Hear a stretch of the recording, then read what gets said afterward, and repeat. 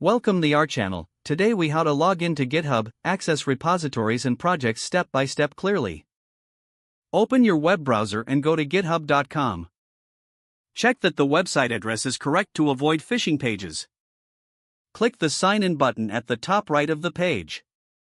On the sign in screen, click the username or email address field.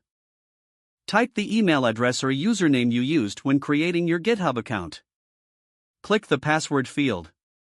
Type your GitHub password carefully, paying attention to uppercase and lowercase letters. If you are on a trusted personal device, you can enable the Keep Me Signed In option. Click the Sign In button to submit your login details.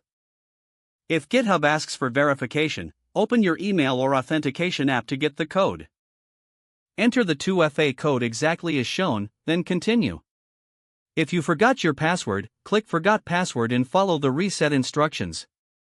After signing in, you will land on your GitHub dashboard or homepage.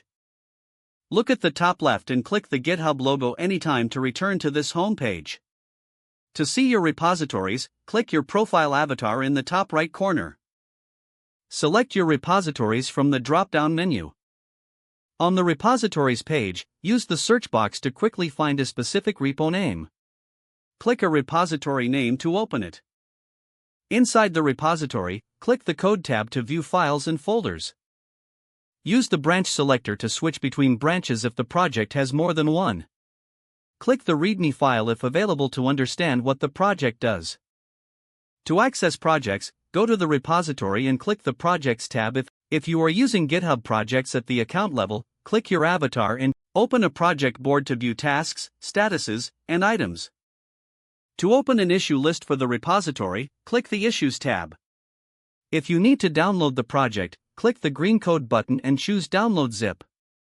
If you use Git, copy the repository URL from the code button for cloning later.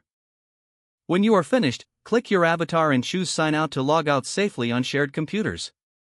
Don't forget to like this video and subscribe to our channel for more step-by-step tech guides.